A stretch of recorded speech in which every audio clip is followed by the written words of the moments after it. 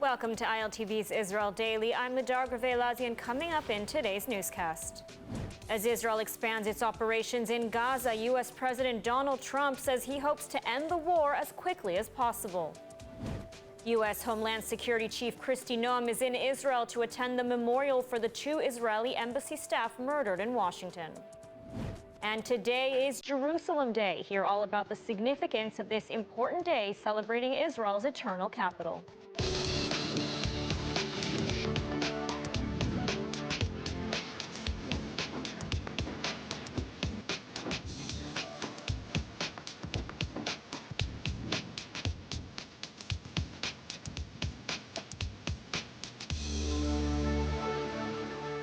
As Israel announced its expansion of operations in Gaza against Hamas, U.S. President Donald Trump said he is seeking an end to the war in Gaza as quickly as possible. He made these comments to reporters on Sunday just before boarding Air Force One in New Jersey on his way back to Washington. And today, a report in Sky News Arabia citing unnamed sources said Trump is likely to announce a ceasefire in Gaza in the coming days. The ceasefire would also include the release of all the Israeli hostages in Gaza, as per the report. But despite the anonymous sources and bold statements of a potential end to the Gaza war, the reality on the ground looks much different. Joining us now from the Gaza border is ILTV's Shosh Bedrosian. Shosh, just today we saw missiles launched from Gaza into Israel. There is all this rhetoric about ending the war. But what are Israelis in the south dealing with? What are they feeling now 18 months into this war? Lidar, I'm about 5 kilometers from the border of Gaza, and like you said, the IDF confirmed that 3 rockets were launched from southern Gaza today. The IDF says that 2 of them actually landed in the Gaza Strip, and 1 of them was intercepted before crossing into Israeli territory. All of this, of course, as so many residents here in the Gaza envelope have already started to move back home. A new report released by the Israeli government indicates 92% of the 64,000 residents displaced after the October 7th attack nearly 600 days ago have returned back to their homes in the Gaza envelope. Several of the communities have completed renovations and rebuilding efforts after kibbutzim were burned and destroyed by Hamas terrorists on October 7th.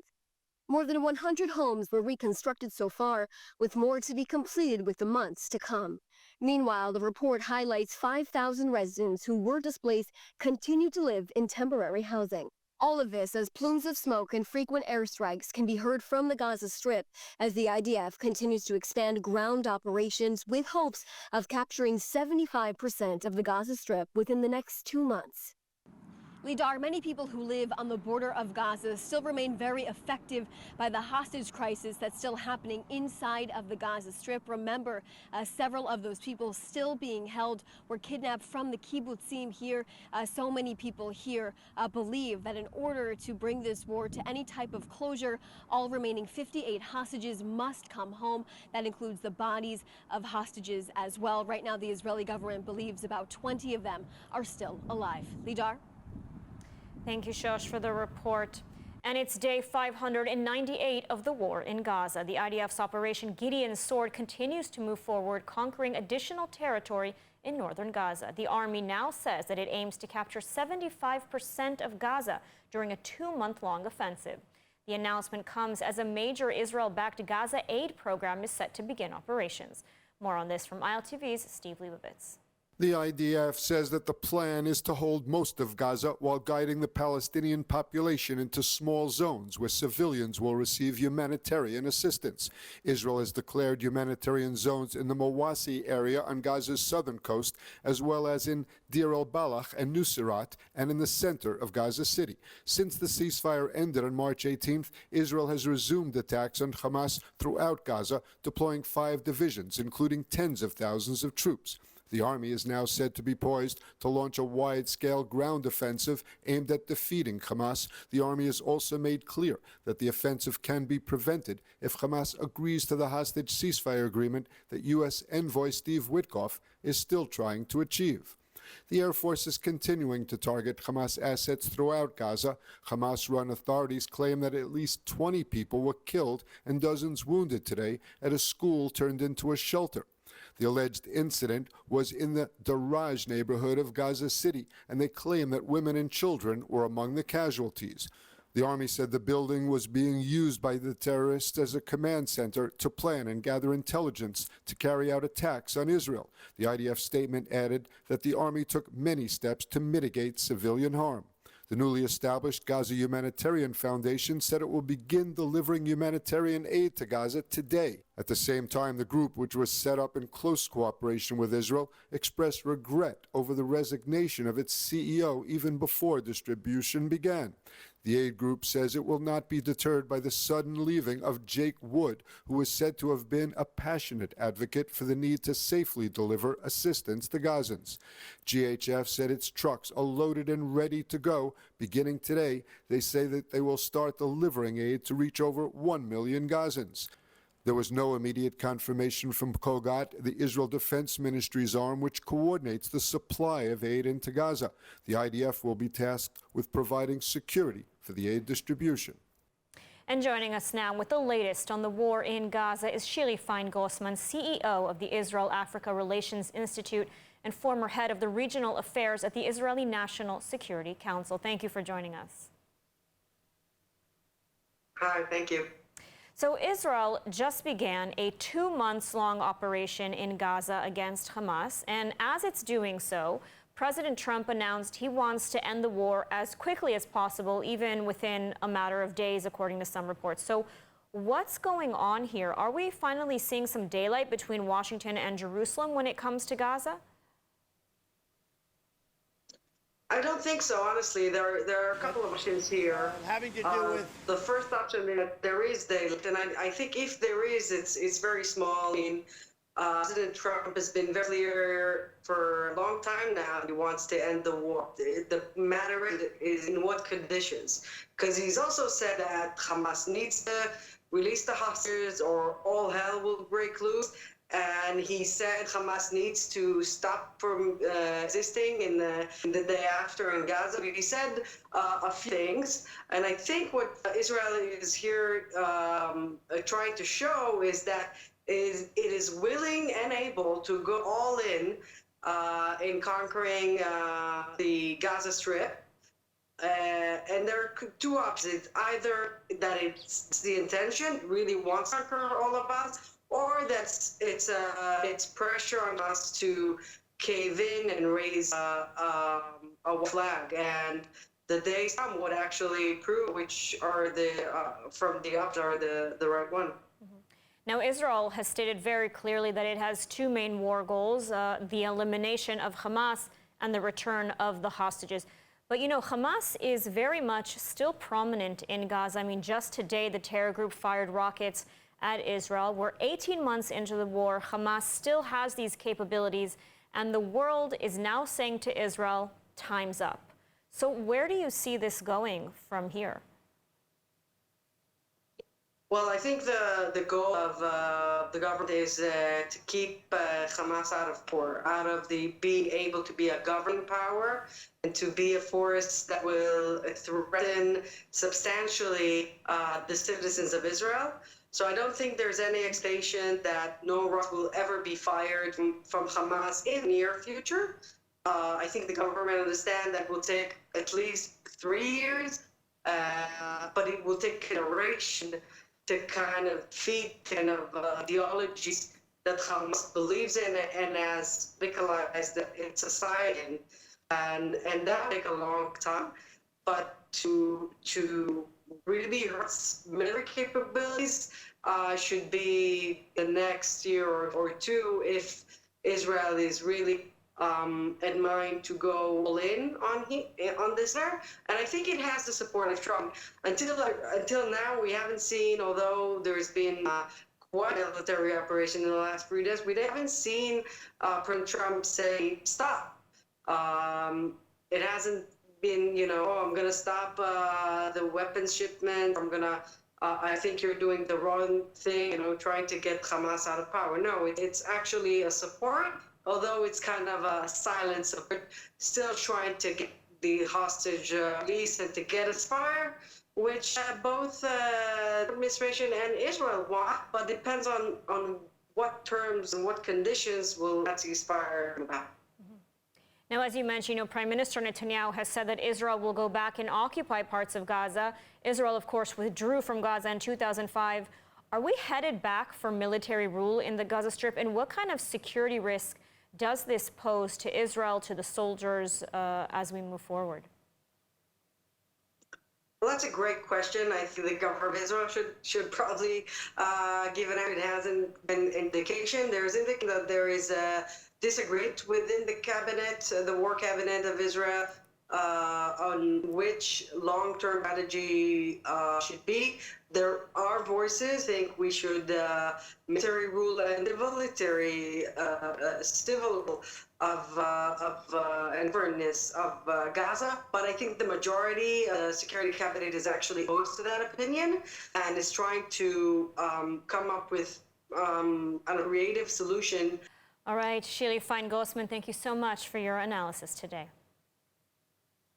Thank you for having me.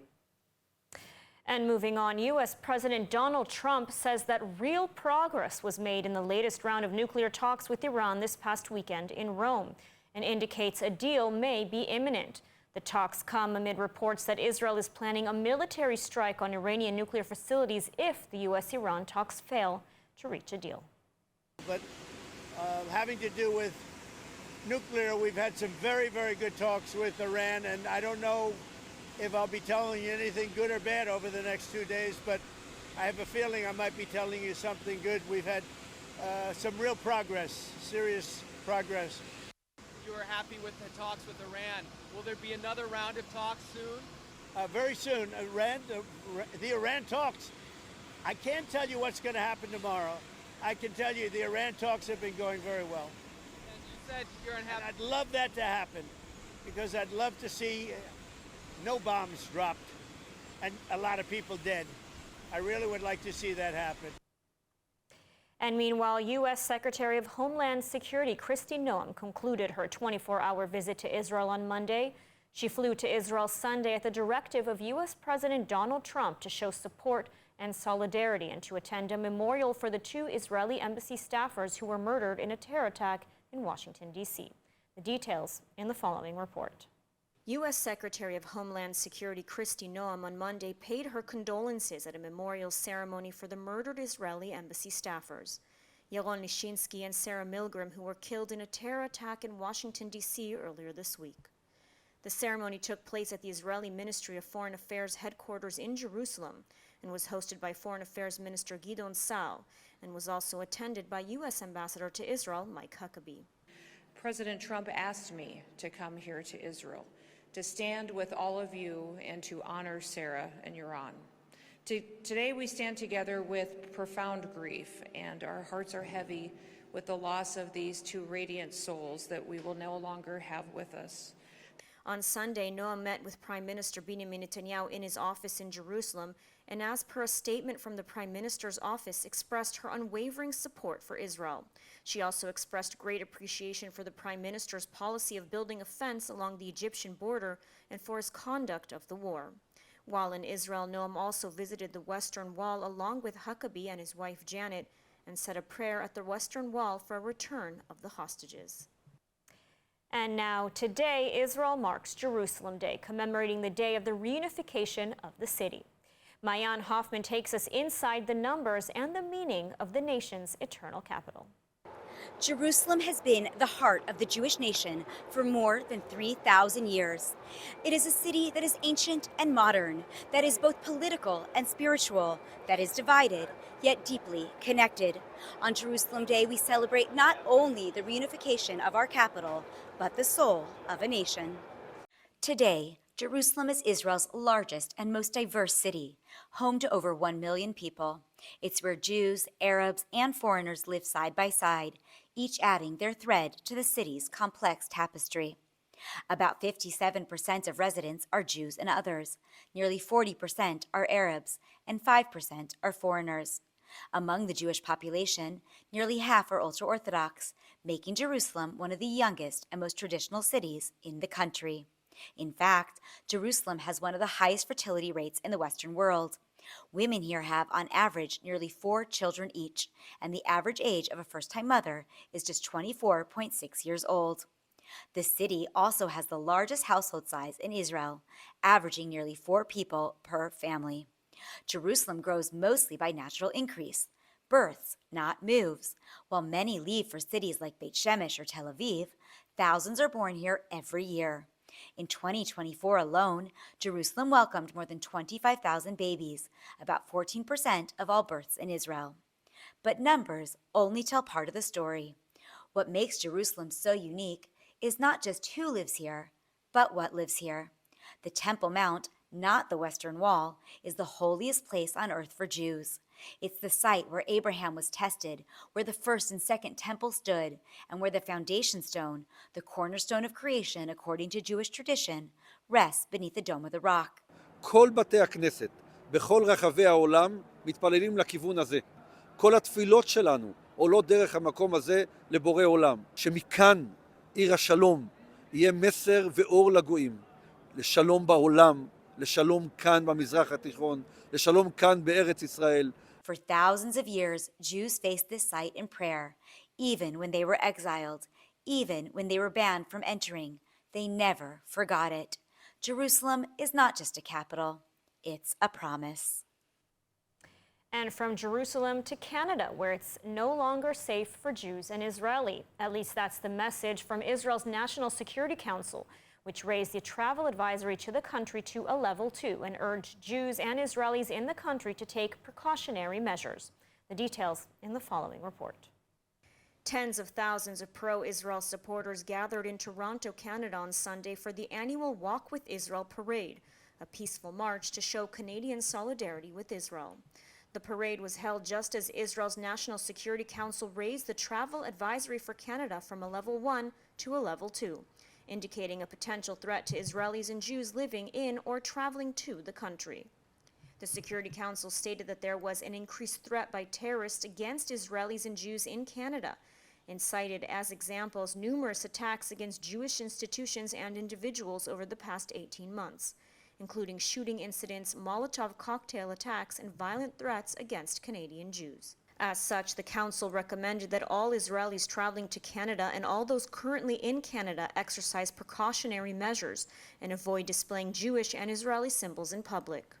The Canadian coalition, today led by Prime Minister Mark Carney, has come under harsh criticism for its ineffective handling of anti-Semitism in the country since October 7th. We're gonna kill you one by one. And just this past week, Israeli Prime Minister Benjamin Netanyahu slammed Carney for supporting Hamas terrorists over its democratic ally, Israel. And now, do you want to transform your love for Israel into meaningful action? ILTV is proud to partner with Blessed by Israel, a company that brings you extraordinary products handcrafted by the brave pioneers of Judea and Samaria. Every purchase supports their mission and strengthens Israel's heartland. Let's take a closer look at Blessed by Israel and how you can make a difference today. As the world moves to boycott Israel, the people working to restore life to the biblical heartland face daily challenges. Blessed by Israel offers a simple way to support these efforts by bringing unique and beautiful products from Judea and Samaria directly to you. From the hilltops of God's land to your home, you can find exceptional items crafted by families and small businesses in the heart of Israel. With U.S.-based warehouses, Blessed by Israel ensures affordable prices and fast delivery. Choose from a range of products, including skincare, artisan flowers and foods, olive oil, tahini, honey, and much more. There are many great options for giving wonderful gifts to your loved ones. Visit blessedbyisrael.com to explore these products and discover the inspiring stories behind them. Scan the QR code on your screen to take part in fulfilling God's prophecies.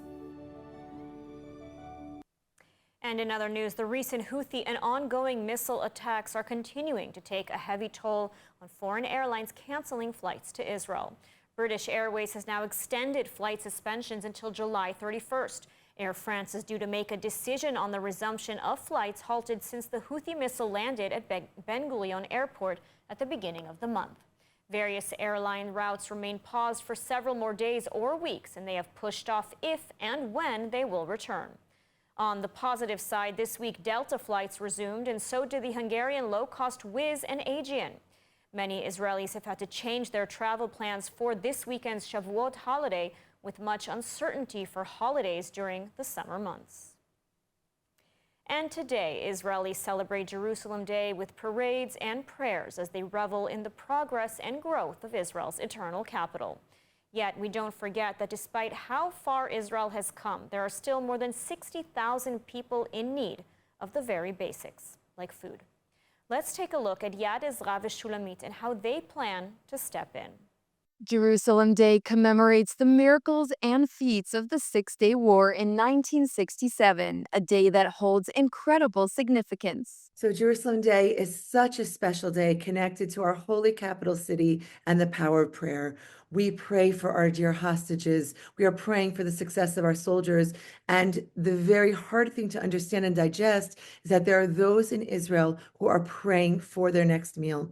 There are so many new widows and orphans and new poor as a result of this current war. And as we think about the costs of putting together a dinner on the table on a regular basis, celebrating Shabbat, and then the upcoming holidays like Shavuot, I can't imagine that there are those new widows right now who are telling their orphan children they don't know where their next meal will come from, and they don't know how they will put food on the table for this holiday. Jamie told ILTV how we can help and make a valuable difference today. So we are asking you, this is a very special request to the ILTV viewers. We have come together as a community, unlike any other place, to support the hungry of Israel. And so this holiday for Shavuot, we are trying to donate 17,000 food baskets, which will feed 60,000 people in Israel. We've done it together with the ILTV community support before. You could just scan the QR code, and that will help us give food baskets filled with essential food for the holidays, as well as treats, food vouchers. And as we said, we're trying to raise money for 17,000 food baskets. We've done it before. Please just scan that QR code and you will change the lives of these widows and the orphans and the poor and the hungry in Israel for this holiday season. Jamie explained that nothing brightens her day like the smiles of the children from the Yad Ezra v'Shulamit Children's Center, who once a year visit the Western Wall and use the power of prayer to pray for the continued blessings of Yad Ezra v'Shulamit donors. I have gone with the children from the Yad Ezra v'Shulamit Children's Center to the Western Wall. In the past, we go a few times a year to pray for all of our amazing donors. It is a sight to be seen, to see these young girls and young children pouring their hearts out, praying at the Western Wall for the success and continued blessings to those that are supporting them and helping to ensure that food goes on the table. So when you scan the QR code, there's a place to put in your name. We'll be printing out the names. The children will be going to the Western Wall, to the Kotel, and we'll be praying for your continued success so that you always continue to be on the giving end and are always there to help support those in need, never have to be on the receiving end, and always there to bring joy to those that need it most, exactly when they need it. So it's a very, very special opportunity. We only go a few times a year. As I said, I've been there with the children before, and it is heartwarming and emotional and meaningful. So when you scan the QR code, please just put your name in and we'll put you on a list, and the children will go and pray for you at the Western Wall. Yad Ezra v'Shulamit is taking care of the poor in Israel and wants you, ILTV viewers, to have this message before Shavuot. Thank you so much for all your loving care and support always. If everybody does what they can, everyone in Israel will have enough food to eat and no one will go hungry. In the merit of this tremendous mitzvah, may God always bless you to always be on the giving end. And you can scan the QR code on your screen to help provide food to the needy with Yad Ezra v'Shulamit. And now let's take a look at the weather forecast. Partly cloudy skies are expected around most of the country tonight, with temperatures reaching lows of 21 degrees Celsius or 71 degrees Fahrenheit. Then tomorrow we'll see sunny skies alongside hot temperatures with highs of 27 degrees Celsius or 81 degrees Fahrenheit. And that's a wrap for today's news. For the latest updates from Israel on all your devices, be sure to follow our ILTV channel, subscribe to our newsletter, and explore our website, iltv.tv. Stay informed with the latest news straight from the heart of Israel. I'm Ladar Gavelazi. Be well, stay safe, and thank you so much for watching.